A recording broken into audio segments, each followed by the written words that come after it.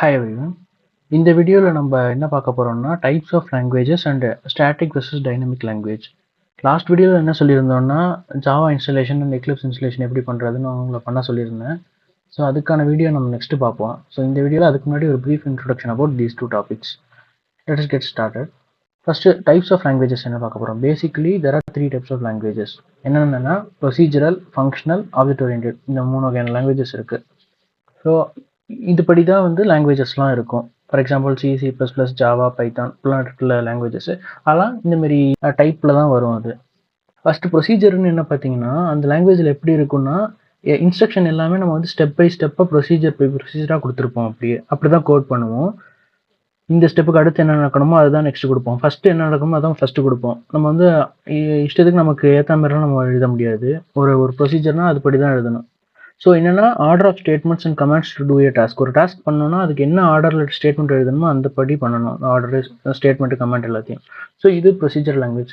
இது ரொம்ப நம்ம டீப்பாக பார்க்க வேணாம், பட் பேசிக்காக என்ன டைப்ஸ் இருக்குன்னு நமக்கு தெரிஞ்சிருக்கணும். செகண்ட் வந்து ஃபங்க்ஷனல் லாங்குவேஜ். ஃபங்க்ஷனல் லாங்குவேஜில் basically every thing is function in that. நம்ம வந்து என்ன கோட் பண்ணணும், என்ன நம்ம அச்சீவ் பண்ணணும்னு நினச்சாலும் அதை ஃபங்க்ஷனாக தான் எழுதணும். ஸோ அதை வந்து பியூர்லி ஃபங்க்ஷனல்னு நம்ம சொல்கிறோம். இதில் இன்னொரு கான்செப்ட் இருக்குன்னா அது என்னென்னா ஃபஸ்ட் கிளாஸ் ஃபங்க்ஷன்ஸ் அப்படின்னு சொல்லிட்டு. அது என்னென்னா ஒரு ஃபங்க்ஷன்லேயே இன்னொரு ஃபங்க்ஷனை வந்து நம்ம வந்து அசைன் பண்ணுறது. எப்படி இப்போ int A equal to 5, A equal to 5ன்னு இருக்குன்னா பி ஈக்குவல் டு ஏ அப்படின்னு கொடுத்தோம்னா ஏவோட வேல்யூ பியில் அசைன் ஆகுதுல்ல. இது ஃபியூச்சராக பார்ப்போம் கோடு எப்படின்னு. பட் சொல்கிறேன், ஒரு வேரியபிள் இன்னொரு வேரியபிளுக்கு அசைன் பண்ணி பார்த்துருக்கோம். ஒரு ஃபங்க்ஷனை இன்னொரு ஃபங்க்ஷனை அசைன் பண்ணுறது தான் ஃபங்க்ஷனல் லாங்குவேஜ். இது அதான் ஃபஸ்ட் கிளாஸ் ஃபங்க்ஷன்ஸ்னு சொல்லுவாங்க. ஸோ இது வந்து ஒரு டைப். தேர்ட் டைப் என்னன்னா ஆப்ஜெக்ட் ஓரியன்டட். நம்ம ஆல்ரெடி பார்த்துட்டோம் ஆப்ஜெக்ட் ஓரியன்டட்னா எல்லாமே வந்து ஆப்ஜெக்ட் பற்றி தான் இருக்கும், ஆப்ஜெக்ட் வச்சு தான் டீல் பண்ணணும்னு சொல்லிட்டு. So revolves around object.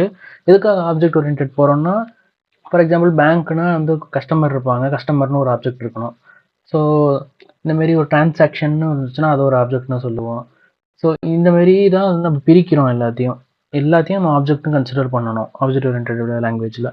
அப்படி நம்ம பண்ணும்போது டெவலப் பண்ணுறது, டீபக் பண்ணுறது, அப்போ சேம் ஆப்ஜெக்டை நம்ம ரீயூஸ் பண்ணிக்கலாம். ஸோ அந்த சாஃப்ட்வேரில் வந்து இவ்வளோ பெனிஃபிட்ஸ் இருக்குது நம்ம ஆப்ஜெக்ட் ஓரியன்டட் போனோம்னா. ஸோ இதான் வந்து பேசிக்காக 3 டைப்ஸ் ஆஃப் லாங்குவேஜஸ். நெக்ஸ்ட் நம்ம வந்து இன்னொரு டைப்ஸ் கூட இருக்குது, ஸ்டாட்டிக் வெர்சஸ் டைனமிக்னு சொல்லிட்டு.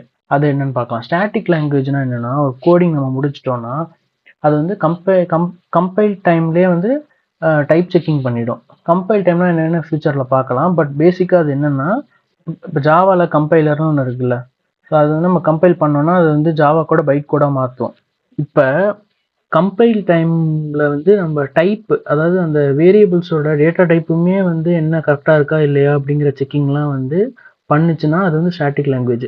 நம்ம கோடு எழுதும்போதே செக் பண்ணிடும் அது என்ன டைப்லாம் கரெக்டாக இருக்கா. நம்ம இன்டீஜர்னு சொல்லிட்டு அதில் ஸ்ட்ரிங்கை அசைன் பண்ணி வச்சுருந்தோம்னா அதெல்லாம் எரர்னு அது காமிச்சிடும். ஸோ இது வந்து ஸ்டாட்டிக்கில். டைனமிக்கில் பார்த்தா ரன் டைம், அப்ளிகேஷன் ரன் ஆகும்போது தான் வந்து டைப் செக்கிங் பண்ணும். கோடு ரன் ஆகும்போது தான் வந்து டைப் செக்கிங் பண்ணும். கம்பைல் அப்போ கோடு எழுதிட்டு கம்பைல் பண்ணும்போது டைப் செக்கிங் ப்ராப்ளமே வராது.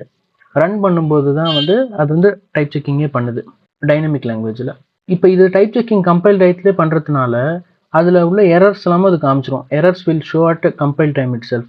இது டைனமிக்கில் பார்த்தோம்னா ரன் ஆகிற வரைக்கும் எரரே வராது, நமக்கு ரன் பண்ணால் தான் நமக்கு எரரே காமிக்கும். ஸோ அப்படி ஒன்று ஒரு ப்ராப்ளம் இருக்குதுல.